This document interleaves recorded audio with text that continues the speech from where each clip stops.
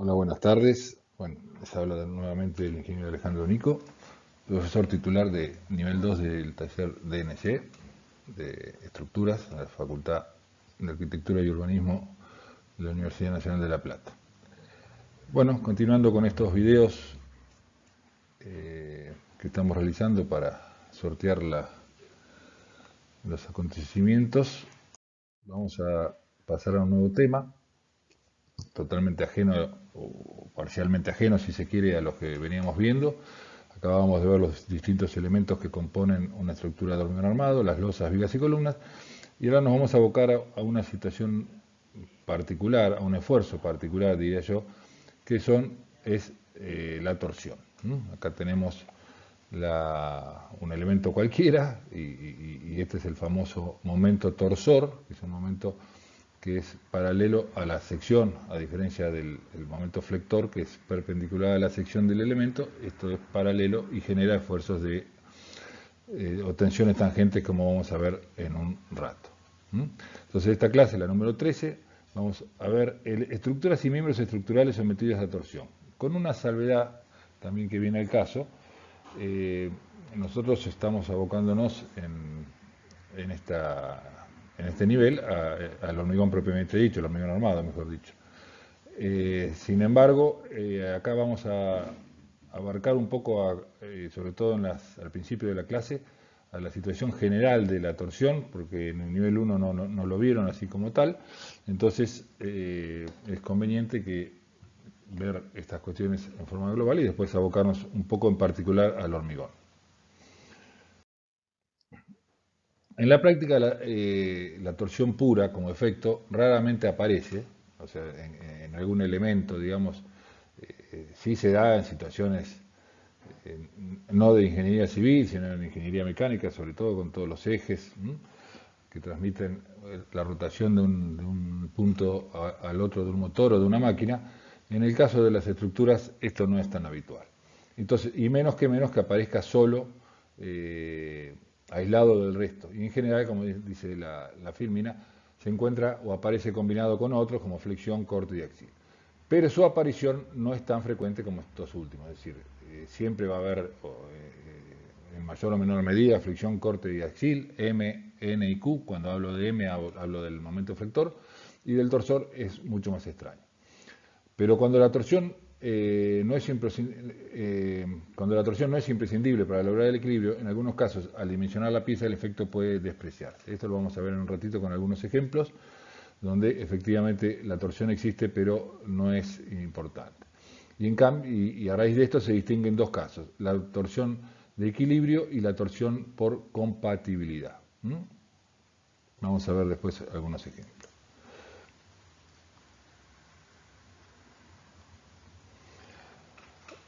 Refiriéndonos un poquito en particular al hormigón, después vamos a volver hacia el final de la clase, podemos decir, acá tenemos una viga que por algún motivo extraño o no, estuvo sometido a un momento torsor que le causó este tipo de rotura. Este tipo de rotura es característico del momento torsor, es decir, el corte, ¿se acuerdan que hablábamos que sí, que era también en diagonal a 45 grados, pero en general por el formato, porque hay dos fisuras separadas a una cierta distancia y da la sensación de que esto está girando como una hélice? Bueno, es una clásica rotura por torsión. El hormigón no es un buen material para resistir torsión, se los adelanto. Es por ello que en el diseño de estructuras se trata de reducir a un mínimo la cantidad de elementos sometidos a este efecto. Cuando la torsión actúa sobre piezas de hormigón armado, si no se dispone de la armadura adecuada, puede generar roturas de tipo frágil, sin previo aviso, que son realmente peligrosas. Es decir, pasa lo que pasa siempre con el pobre hormigón. El hormigón solo termina siendo un elemento incapaz de soportar tracciones en particular, y la torsión efectivamente también indirectamente genera esfuerzo de tracción. Entonces, siempre tiene que contar con la ayuda de la armadura. Cuando el momento torsor es grande y la armadura no fue dimensionada, no fue calculada para soportar ese momento torsor, vienen los problemas, porque la rotura, al no tener la armadura suficiente, se transforma en una armadura propia del hormigón, una armadura frágil, sin aviso, y que puede causar una rotura no dúctil como es la que buscamos con las armaduras. La colocación de armaduras, como dice acá, convenientemente dispuestas y en la cantidad necesaria, permiten dotar a la pieza de la ductilidad necesaria. Recuerden que un elemento dúctil avisa que romperá, aparecen deformaciones importantes, fisuras y se pueden tomar las medidas preventivas del caso. Esto no voy a ahondar mucho ahora, lo hemos visto permanentemente en las clases anteriores, de vigas, losas, columnas, siempre, los reglamentos estipulan una cuantía mínima, una cantidad mínima de hierro, para que justamente, si la rotura ocurre, que lo haga en forma dúctil, y no frágil, que no avise. Bien, este es un planteo general de por qué se produce en algunos casos el esfuerzo de torsión. Fíjense que lo que está ocurriendo acá, que la recta de acción de la carga P, que actúa sobre el elemento que en principio parecería un elemento sometido a flexión simple, no lo hace pasando por el baricentro de la sección. Tiene una cierta separación Z respecto al eje baricéntrico. Entonces, esta fuerza P, que no está centrada, tiende a hacer girar a la sección, como indica acá esta media curva, es un momento torsor. Este es lo que es el famoso momento torsor. Entonces, cuando yo traslado la fuerza al centro para que haga centro con el baricentro, lo tengo que hacer con el momento torsor. Esto es una clásica situación de situaciones, valga la redundancia, que se plantean o se pueden plantear en alguna obra donde las fuerzas no coinciden con el baricentro de la sección y generan un momento torsor. Bien, veamos algunos ejemplos prácticos, por supuesto, enfocados a las estructuras y, bueno, en particular o no a las estructuras de hormigón armado. Este es un clásico, una pared apoyada sobre una viga, pero desplazada el eje de la carga de la pared respecto al baricentro de la viga de hormigón, lo cual hace que la carga tenga una excentricidad respecto a ese baricentro y quiera, digamos, imagínense, creo que es bastante intuitivo y fácil de imaginarse. Digo creo porque esas cosas uno se las va familiarizando.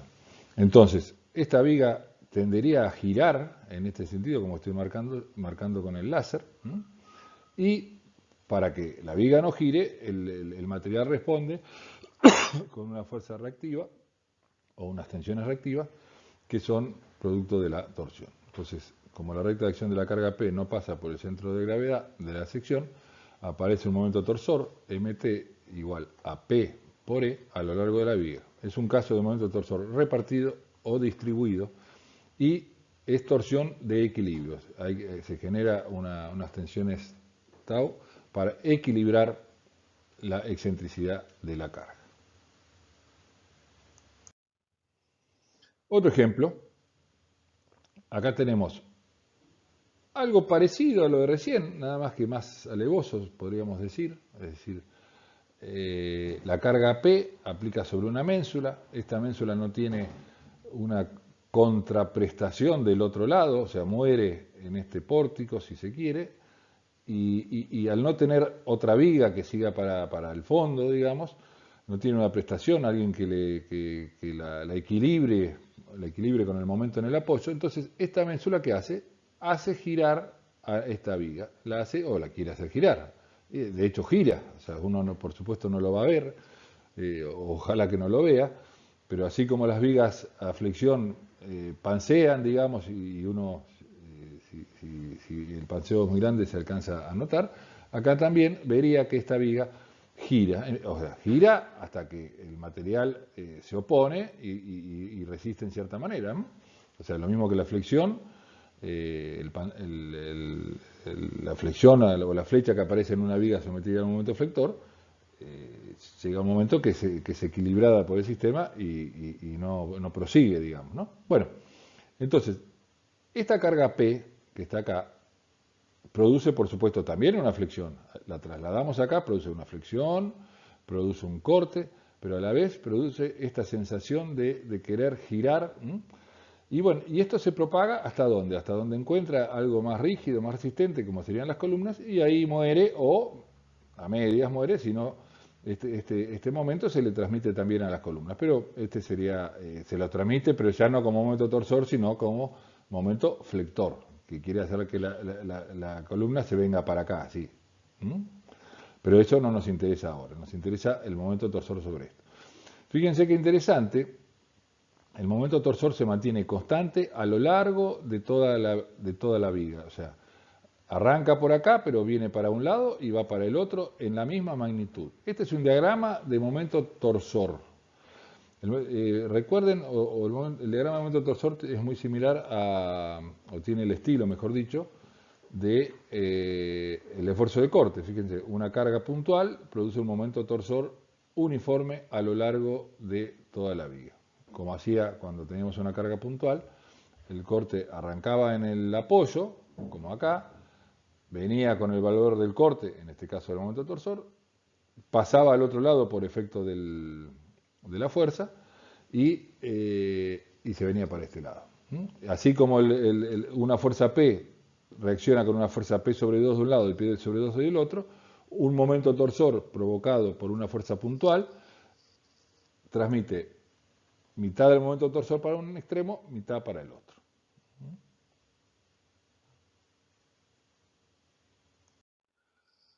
Acá tenemos otra situación, otro ejemplo de un momento torsor provocado por un elemento no compensado del otro lado de la viga, no compensado, no compensado con otra losa que equilibre el momento que viene de este lado del balcón con el momento que le provoca la continuidad con la otra losa. Entonces eso no ocurre, es un caso que pasa en algunas situaciones arquitectónicas, cuando tenemos, por ejemplo, una saliente respecto a la habitación que está de este lado, y ese balcón, o lo que sea si es cerrado, que tiene un techo de losa, continúa con la viga de hormigón, y acá arriba tenemos para este lado un techo de teja, de chapa, lo que sea, nada que ver con el hormigón, entonces queda como tuerto, digamos, esta pobre viga respecto a su equilibrio de momentos, y le aparece este momento torsor. Con una particularidad, esto es muy parecido al esquema anterior,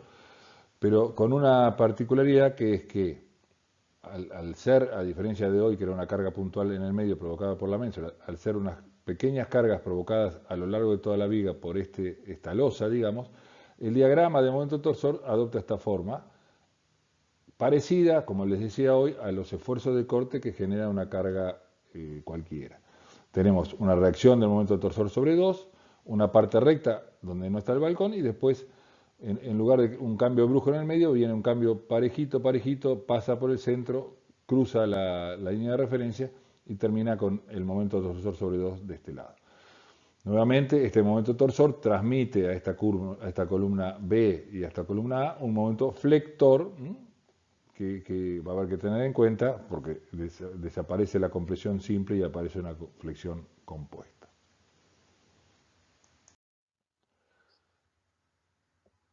Acá tenemos otra situación, diría que la más habitual de todas las posibles en elementos estructurales que puedan verse afectados por la torsión. Esto es lo que se llama vigas en ochava. La viga en ochava tiene un nacimiento arquitectónico debido a los reglamentos habituales de las municipalidades que impiden la ubicación de una columna en plena ochava. Aunque hay algunos casos aislados, acá en La Plata los pueden ver, donde por cuestiones quién sabe de qué, se permitió esa columna. Pero bueno, si la columna no está, esto se resuelve con el encuentro de las dos vigas que vienen una de cada lado. ¿Y qué está sucediendo?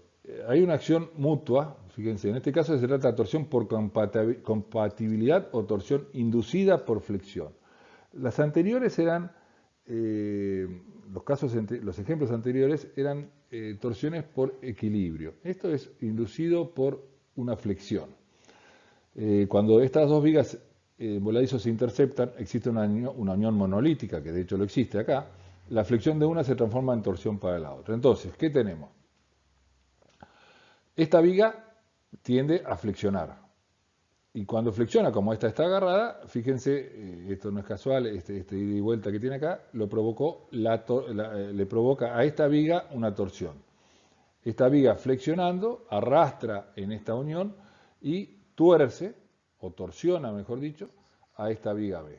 Obviamente esto es simétrico y solidario, entonces cuando esta viga B uno la considera flexionando, tuerce a esta. Es un clásico este que hay que tener cuidado, porque uno podría tender a dimensionar estas vigas en ochava solo a flexión y en realidad más allá de la flexión tienen la torsión, que como dije, si no es tenida en cuenta puede causarnos graves problemas. Otro ejemplo clásico que ocurre muchísimo en las estructuras, pero como el efecto no es muy importante, no se lo tiene en cuenta, son los apeos de una viga sobre otra viga. Acá, en este encuentro entre una viga pequeña unida a dos vigas grandes, una de cada lado, esto está solidario. Obviamente, nosotros en la simplificación del esquema estructural, esto lo suponemos como un apoyo simple, triangulito, otro apoyo simple, triangulito, y que esto flexiona como simplemente apoyado. Esa es la simplificación estructural para favorecer o facilitar los cálculos. La realidad es que esto obviamente no puede girar así con esta salida, porque esto se desprendería de acá y que perdería la solidaridad. Acá hay una especie de empotramiento o semi-empotramiento, le decimos, que hace que esta viga al girar, haga girar también, así como lo estoy marcando acá con la flecha, haga girar a esta. Entonces esta está sometida a torsión. También es otro caso de torsión por compatibilidad, no tanto por equilibrio, sino por compatibilidad de transmisión de fuerzas de un elemento a otro. La compatibilidad de deformación entre la viga transversal y las vigas de borde hacen que éstas sufran una torsión no indispensable para el equilibrio. En realidad, esto estaría en equilibrio solamente con un apoyo simple. Esta es la torsión de compatibilidad. Los efectos dimensionados se los puede ignorar. Bien. Habiendo visto los ejemplos para que ustedes entiendan y vean en la práctica diaria dónde aparecen, vamos a empezar a meternos, no se preocupen, no nos vamos a meter a fondo con el tema de torsión, es un tema bastante complicadito, no queremos complicárselos a ustedes, sepan que siempre apuntamos al conocimiento conceptual de las cuestiones estructurales para que ustedes sepan que existen cuando hacen sus proyectos arquitectónicos, sepan que pueden provocar problemas cuando no se hacen las cosas bien, cuando son directores de obra y hay que tomar algunas precauciones si hay algún elemento de torsión o cualquiera. Pero bueno, vamos a ver algunas cuestiones relativamente sencillas. O vamos a tratar de hacerlo lo más sencilla posible, mejor dicho. Fíjense, acá vamos a comparar cómo se hacía o cómo se tenía en cuenta las cuestiones de resistencia de los materiales en flexión simple, flexión pura. Esto lo han visto en nivel 1 y hemos recordado algunas cosas en las clases de repaso de este nivel al principio del año, comparado con lo que es la torsión. Epsilon, si se acuerdan, era la deformación específica. Es la deformación que sufre un material, en este caso sometido a una tensión normal, no a un corte. La torsión provoca corte, tau es corte, tensión normal sigma que produce la flexión o la compresión. Este es el módulo de elasticidad, que es la relación que vincula cuánto se deforma una fibra cuando está tensionada con una cierta tensión. Esto nos va a permitir a nosotros saber en su momento de una columna que está sometida a compresión, no a flexión, cuánto se va a achicar de acuerdo a la carga que la esté solicitando.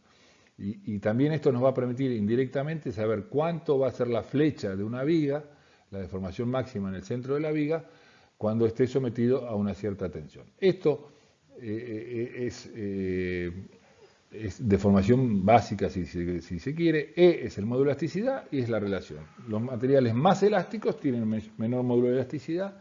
La goma, por ejemplo, es uno de los materiales con menos módulo de elasticidad, entonces se deforma grandemente. En cambio del hormigón, muchísimo menos y el acero muchísimo menos aún. ¿Por qué? Porque tiene mayores módulos de elasticidad.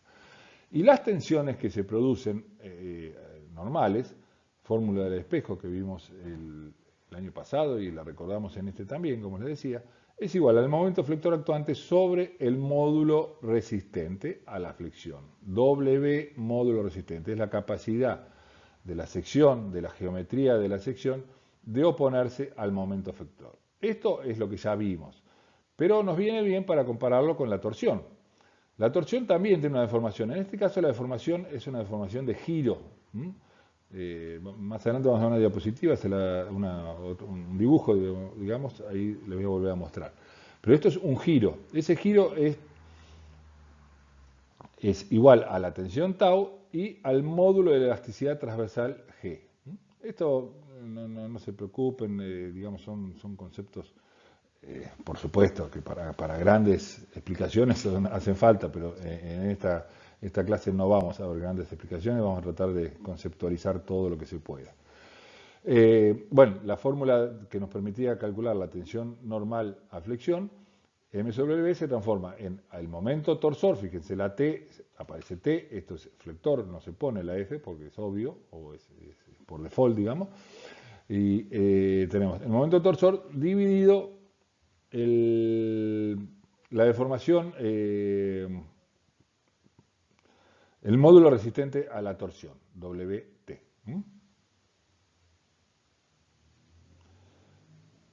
Vamos a ver esto en qué se transforma. Fíjense, acá tenemos dos eventuales secciones. Obviamente, esto no parece ser hormigón y es muy raro encontrar una pieza de hormigón que tenga esta forma. Esto tiene forma de un caño de acero, principalmente. Esto también, este triángulo tampoco tiene la forma habitual de una viga de hormigón, así que son ejemplos que abarcan al problema de la torsión en general, cualquiera sea el material. El tau máximo, como vimos recién, es igual al momento torsor actuante dividido el módulo resistente a la torsión de la sección. Acá tenemos una sección que es un caño. El caño tiene una máxima tensión en la parte exterior, una tensión menor en el diámetro inferior, y acá no hay material, con lo cual no hay tensiones posibles. La máxima tensión que se provoca acá es igual al momento torsor que está actuando, producto de lo que sea, del girar de una rueda bueno, si fuese el girar de una viga de hormigón también, dividido el módulo resistente a torsión. ¿De dónde sale el módulo resistente a torsión? Es una propiedad geométrica, así como el módulo resistente a la flexión, ¿se acuerdan de una sección rectangular? Era B por H cuadrado, ancho por alto al cuadrado sobre 6. Bueno, el módulo resistente a torsión tiene una fórmula que la vamos a mostrar después en unas tablas. Acá tenemos otro hecho interesante. Acá tenemos un triángulo. La cantidad de área de una sección cualquiera como esta que puede colaborar para oponerse a un momento torsor es el área del círculo máximo que podemos trazar dentro de esa sección. En este caso el círculo máximo es este y el área que va a participar es este. En los extremos de ese círculo se van a producir, como acá, las tensiones máximas. La ley de variación de las tensiones tangenciales depende de la forma de la sección. Las únicas secciones que se mantienen planas sin alaviarse. Alaviarse es muy difícil de explicar sin estar presencial. Pero bueno, el alabeo es la distorsión de la sección en el sentido plano que tenía. Dejan de ser planas en el sentido estricto de la palabra y pasan a ser a separarse de un lado respecto al otro y se alabean. Entonces, todo lo que esté acá, dentro de esta sección circular, no se alabea. Esta sección circular permanece plana. Pero esto que está por fuera empieza a alabearse y este punto, por ejemplo, se nos viene para nosotros, este se va para atrás, de acuerdo al giro, si es en un sentido o en otro. Entonces, la pieza se deforma. Todos los demás tipos de secciones se alabean. Los puntos de la sección sufren corrimiento según el eje longitudinal de la pieza. El eje longitudinal es el eje que viene hacia nosotros y se va para adentro de la pantalla. Eso es lo que quise decir recién. Todos estos puntos se mantienen planos, no se alabean, pero estos y estos se alabean en mayor o menor medida cuanto más alejados estén del círculo. Acá tenemos una tabla, una parte de una tabla donde tenemos los valores, como les decía recién, de los módulos resistentes para secciones de distintas formas. Obviamente, cuando hablábamos de hormigón, no hay habitualmente una sección circular, pero sí de caños metálicos, por ejemplo, que sí pueden ser utilizados como estructurales, caños macizos, caños planos pero de pequeño espesor, elipses, secciones cuadradas. Acá esto nos va a servir a nosotros, y más la que viene después, para nuestro caso particular del hormigón. Tenemos una columna donde están referidas las tensiones máximas, que es la fórmula del espejo aplicada para la torsión, momento sobre módulo resistente. Entonces, ¿esto qué es? Esto que está acá indirectamente es la inversa del módulo resistente, d al cubo sobre 16 por pi. Si aplicamos el módulo resistente, nos da esta fórmula. Y esto es lo que sería el momento de inercia a la torsión. Fíjense una cosa, ahora la vamos a ver después. Acá tenemos la continuación de la misma tabla. Esta es la sección que más vamos a utilizar nosotros en nuestro nivel. ¿Alguno sabe por qué? Si esto yo lo preguntase en presencial, muchos de ustedes dirían porque es la forma habitual de una viga de hormigón. Si bien sabemos que la viga va parada, acá por cuestiones de forma la acostamos. Y esto nos da, me detengo un poco en esta en particular porque es la que decía que los vamos a usar. El momento de inercia no va a ser necesario, no lo vamos a utilizar en nuestros ejemplos básicos que vamos a desarrollar. Y sí vamos a necesitar el tau máximo. El tau máximo es un coeficiente beta por el momento torsor que esté actuando sobre la viga, ese que producía la losa en voladizo, ese que producía la pared desfasada respecto al baricentro de la sección, etcétera, etcétera, por b cuadrado por d, donde b es el lado más corto y d el lado más largo. Eso nos da, de acuerdo a esa relación del lado menor sobre el lado mayor, nos da el coeficiente, de acuerdo a lo que tengamos, nos da el valor beta que vamos a tener que utilizar ahí para calcular la torsión tau máximo. Veamos un hecho interesante en estas circunstancias del momento torsor y qué es lo que está pasando. Si comparamos una sección circular maciza, imagínense un caño macizo, y uno hueco, es decir, un caño hueco que tenga, por supuesto, en su interior espacio libre, de igual sección, quiere decir que de igual área quiere decir, en otras palabras, igual precio, porque todas estas cosas se venden por lo que pesan. Entonces, si tienen igual área, por metro lineal, tienen igual peso, y si tienen igual peso, tienen igual costo. Obviamente, si tienen igual sección, la sección hueca es de mayor diámetro que la sección, porque tiene que liberar área interna y llevarla para afuera. Entonces, ambas tienen igual costo, pero el módulo resistente es mayor en la hueca que en la maciza. O sea, si vemos las fórmulas que estaban en las tablas anteriores, van a ver, si hacen las cuentas, que el módulo resistente es mayor. ¿Qué quiere decir? Que son menores las tensiones tangenciales. Este efecto es el mismo, o sea, el mismo conceptualmente, por supuesto, al que ocurre con los perfiles doble T trabajando a flexión. ¿Por qué el perfil doble T es una forma ideal para soportar los esfuerzos de flexión simple, no torsor, por supuesto? Porque tiene alejadas las áreas lo máximo posible del baricentro de la sección y tiene las áreas colocadas donde las tensiones son máximas. Entonces disminuyen justamente esas tensiones máximas, optimizando el uso. Acá pasa lo mismo. Si nosotros queremos o necesitamos una sección para soportar un esfuerzo torsor, lo ideal es buscar secciones huecas lo más alejadas posibles del centro de la misma. Sigamos acá viendo cómo son la distribución de las tensiones tangenciales en distintas secciones posibles. Fíjense qué interesante algunas de las situaciones que se plantean. Acá tenemos una sección cuadrada.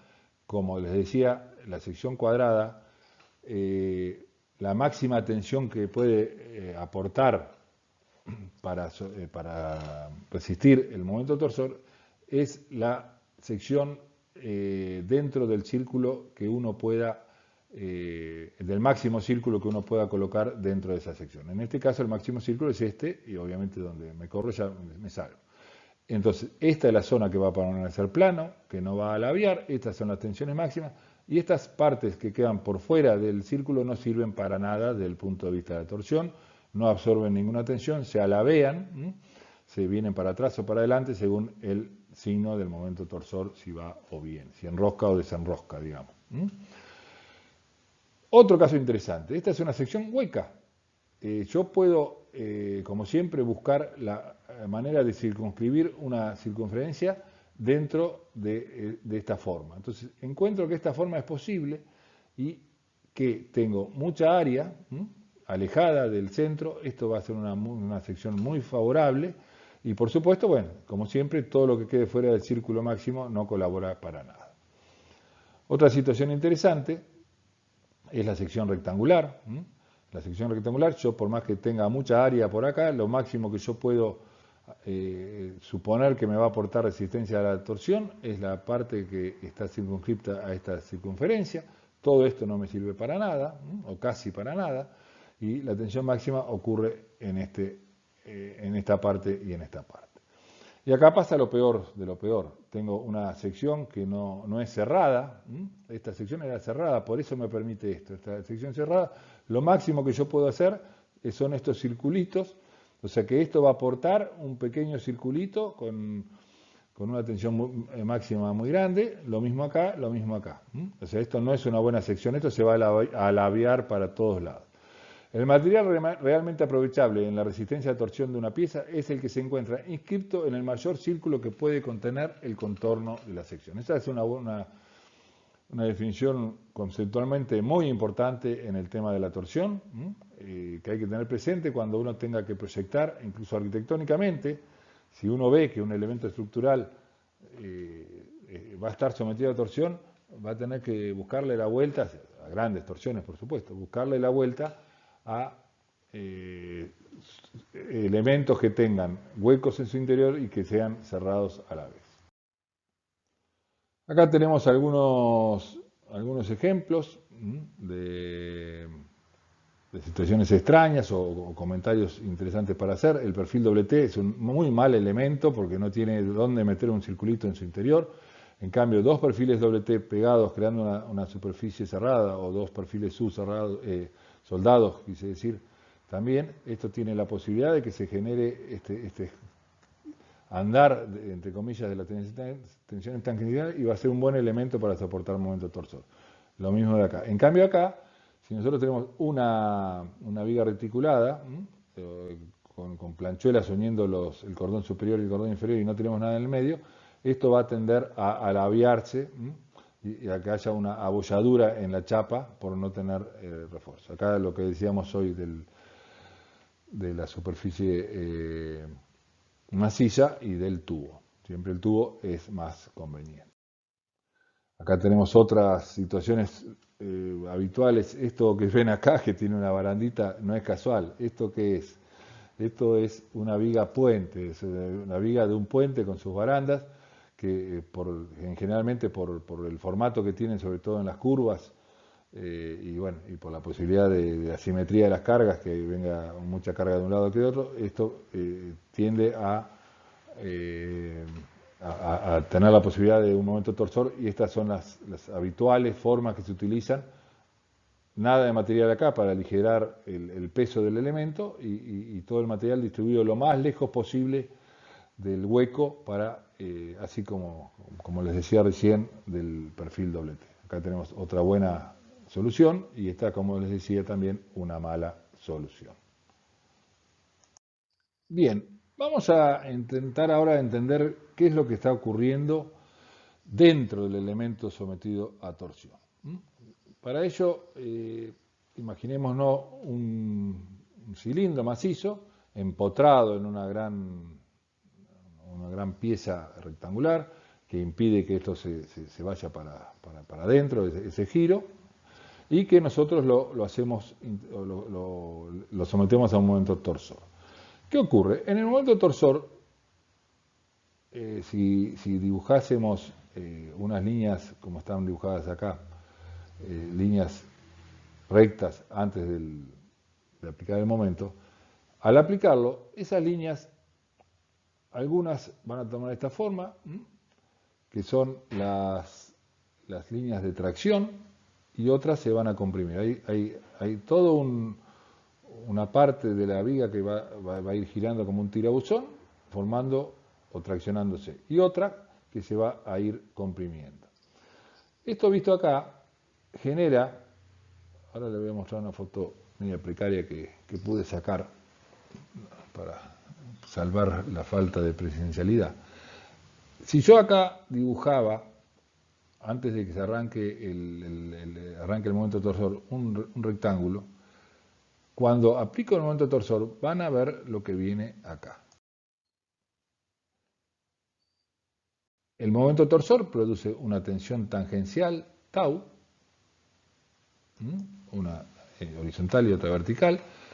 Estas dos tensiones tangenciales son dos fuerzas en definitiva, o forcitas, que componiéndolas de acuerdo a su ángulo, provocan esta tensión de compresión, porque está entrando, está comprimiendo. Y en el otro sentido, como las dos fuerzas salen, lo están traccionando. Entonces ocurre una línea de tracción, esa que veíamos de color colorado en la diapositiva anterior, y una línea de compresión. En un sentido viene la tracción y opuestamente viene la compresión. Acá está la composición. Si hacemos la composición de dichas fuerzas tangenciales, veremos que resultan dos fuerzas iguales y opuestas que tienden a traccionar el elemento y dos que lo comprimen.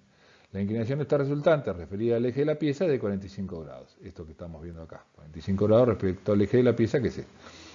Si este análisis se repite en una serie de elementos, veremos cómo uniendo la trayectoria de las resultantes de tracción se genera una hélice de tracción y en el sentido opuesto a lo anterior se genera la correspondiente hélice de compresión.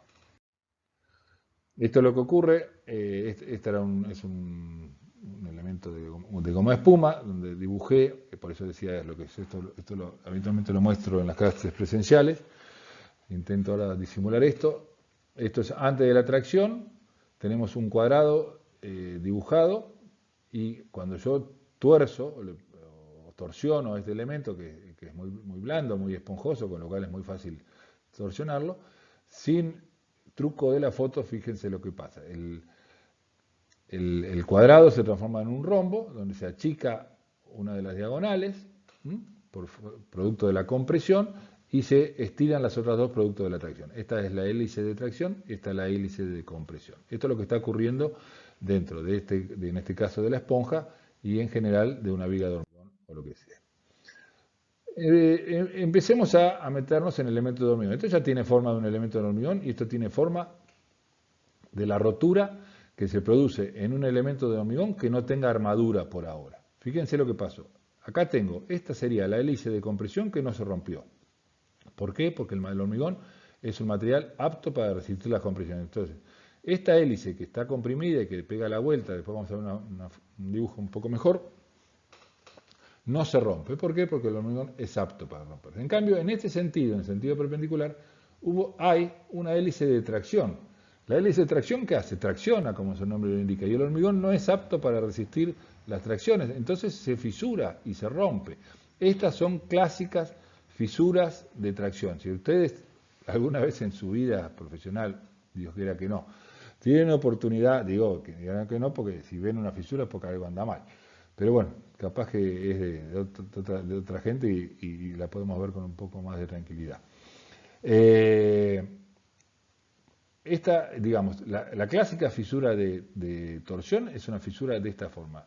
En hélice, donde arrancan a 45 grados, como las de corte, depende de dónde, pero no tiene nada que ver con la fisura de corte. Son distintivas justamente por eso, porque la fisura va pegando la vuelta. En cambio, las fisuras de corte son iguales de los dos lados, porque no van acompañando a la viga, sino ocurren en cercanía de los apos. Si se incrementa dicho momento hasta llegar a la rotura, se generan fisuras a 45 grados respecto al eje de la pieza. Estamos hablando de momentos torsores. Estas fisuras tienen continuidad en todas las caras, asimilando la trayectoria a un helicoide o a una hélice. Repito una diapositiva, una foto y un dicho que fue creo una de las primeras diapositivas de esta clase. Porque bueno, estamos entrando al hormigón y me parece interesante recordar. El hormigón no es un buen material para resistir la torsión, eso ya lo sabemos, porque la torsión termina provocando directa o indirectamente, como quieran verlo, tracciones. Es por ello que en el diseño de estructura se trata de reducir a un mínimo la cantidad de elementos sometidos a este efecto, a la torsión. Cuando la torsión actúa, porque no hay más remedio, si no se disponen las armaduras adecuadas puede generar roturas de tipo frágil, sin previo aviso, que son realmente peligrosas. La colocación de armaduras convenientemente dispuestas y en la cantidad necesaria permiten dotar a la pieza de la ductilidad necesaria, recordando que el hormigón armado tiene que ser en su conjunto un elemento dúctil que provoque grandes deformaciones previo a su eventual rotura. Acá tenemos un corte también de en este caso de una viga de hormigón, donde empiezan a aparecer la colocación de armaduras. Esto es lo que ocurre cuando la hélice gira sobre sí misma. Hay una parte de hormigón comprimido, que es esta. Y por otro lado hay otra parte de hormigón traccionado, que es la que se termina rompiendo. De acuerdo a la dirección de la línea de tracción, lo ideal sería, porque bueno, nosotros siempre decimos que las tracciones que el hormigón no puede tomar hay que ayudarlo con el hierro, efectivamente. Entonces, en el caso de una viga o un elemento sometido a una torsión, lo ideal sería poner armadura en el sentido perpendicular a esa tracción, como cosiéndola, como haciendo una llave, es decir, poniendo algo resistente a la tracción donde el hormigón no lo es. Pero como ya hemos venido hablando y viendo la forma de la tracción que ocurre en estos elementos, tiene una forma de hélice, nosotros tendremos que poner una contrahélice, una armadura en contrahélice, si se quiere, la palabra que no existe, para evitar esas fisuras. Eso en la práctica diaria no solo es difícil llevarlo a la práctica, sino que tampoco sabemos dónde arranca la tracción y dónde arranca la compresión. Eso es una cosa que no es fácil notar. Entonces, todo esto se soluciona poniendo este tipo de armaduras. Armaduras estribos, como los que poníamos para absorber el esfuerzo de corte, y armaduras longitudinales, con dos salvedades. Estos estribos tienen que ser sí o sí cerrados. ¿Qué quiere decir cerrado y por qué lo aclaro? Antiguamente los estribos, para absorber el esfuerzo de corte, no se hacían cerrados, sino que se hacían como una U. ¿Por qué? Porque lo que absorbía el esfuerzo de corte eran las dos ramas verticales. Entonces la horizontal de arriba nos la borrábamos, si se quiere, y no hacía falta ponerla. En el caso de la torsión son necesarias porque hay que generar, y tienen que ser cerrados y correctamente anclados a las barras longitudinales, porque hay que cerrar el círculo ese famoso de continuidad de los esfuerzos que exige el corte. Y respecto a las armaduras longitudinales, también hay que hacer un comentario. Cuando ustedes hablan de armadura longitudinal en una viga sometida a flexión simple, habitualmente tienen las armaduras longitudinales en la parte inferior, si el momento es positivo y las fibras traccionadas son las de afuera, o en la parte superior, si el momento es negativo y las fibras traccionadas son las superiores. En el caso de armaduras longitudinales para colaborar con la absorción de la torsión, tienen que ser en las cuatro caras en forma pareja. No actúan ni arriba, ni abajo, ni en el medio. Actúan en todos lados. Entonces, cuando se calcula la armadura para absorber los esfuerzos de torsión, esta armadura longitudinal debe ser repartida en las cuatro caras de la viga. Y los estribos tienen que ser cerrados. Bueno, acá tenemos las barras longitudinales. ¿Ven? Tenemos abajo, arriba y en los costados. Y los estribos son sí o sí cerrados. Acá tenemos la hélice, fíjense, esta hélice de tracción, esta es la hélice de tracción, que es esta línea de acá, que sería lo ideal absorberla con armaduras en este sentido, lo absorbemos con armaduras verticales y armaduras longitudinales, pero esto va ocurriendo en las cuatro caras, entonces tenemos que tener cuidado de poner armaduras longitudinales en las cuatro caras y que los estribos sean cerrados y que abarquen las cuatro caras también. Por razones de seguridad y practicidad se disponen entonces para absorber los esfuerzos de tracción generados por la torsión armaduras longitudinales y estribos cerrados. Pues si bien este conjunto tiene una menor eficacia, ¿por qué? Porque eficacia sería poner la armadura en el sentido perpendicular a la fisura. Entre ambas cumplen la misma función. Vamos a ver rápidamente, y ya para acercarnos al final, cómo se realiza el dimensionado del hormigón sometido a torsión. Generalmente esto lo van a ver mucho más en profundidad en la práctica, va a haber algún ejercicio que tienen que resolver, así que también hay un videíto de explicación de la misma, así que esto lo explico rápidamente. El tema es aproximadamente así. Tenemos una sección rectangular, habitual para el hormigón, sometida a un momento torsor. Calculamos el tau máximo, que se produce acá en la circunferencia circunscripta, pero en este caso del hormigón tenemos esta fórmula especial para esta sección rectangular. Beta por el momento torsor, que es un dato, dividido B0, que es la dimensión máxima en este caso, y el H, que es acá tienen que tener en cuenta las indicaciones de esta figura para saber dónde va cada cosa. Como la relación B0 sobre D siempre es mayor que 1, B0 es el lado mayor y D el lado menor. Acá no importa, el momento torsor no importa que la viga la pongamos para arriba, para abajo, no tiene importancia. De ponerlo parado o acostado sí tiene importancia obviamente para el momento flector. Bueno, calculamos el tau T con esta fórmula. Tenemos todas las condiciones de hacerlo, sabemos con el hormigón que estamos trabajando y pueden pasar tres situaciones. Esto es muy parecido a lo que vimos en corte, cuando dimensionamos al hormigón al esfuerzo de corte. Si el tau de trabajo, calculado de esta manera, es menor que el tau 0,12, según el hormigón que tengamos, quiere decir que el hormigón solo resiste las tensiones de corte provocadas por la torsión y no es necesaria armadura especial. En cambio, si el tau de trabajo está entre el tau 0,12 y el tau 0, ¿qué quiere decir esto? Si es mayor que el tau 0,12 y menor que el tau 0,2, el hormigón no resiste las tensiones de corte y es necesario colocar armadura especial, estribos cerrados y armadura longitudinal en las cuatro caras, como dijimos en la diapositiva anterior. El dimensionado de esta armadura queda fuera del alcance de este curso. Esto, imagínense, ya venimos bastante complicaditos con todo lo que venimos viendo para poder entenderlo. La explicación de cómo se calcula la armadura es bastante complicada. Imagínense que en general, como les dije al principio, el esfuerzo de torsión aislado en un elemento es muy raro que esté en una estructura. Siempre está acompañado del momento flector y del corte. Así que el dimensionado de los estribos y las armaduras longitudinales es un dimensionado en conjunto de esfuerzos de corte y de torsión. Así que imagínense. Bien, si el tau de trabajo es mayor que el tau 0, que es el máximo valor que con armadura podríamos tomar la torsión y no alcanza, estos son los valores máximos, hay que redimensionar la sección de hormigón agrandando cada una de estas situaciones. Fíjense que el H está al cuadrado, así que siempre conviene aumentar la menor dimensión para hacer esto lo más cuadrado posible. A los efectos de la torsión en elementos de hormigón, suponiendo que es mucho más fácil el manejo de hormigón en secciones rectangulares,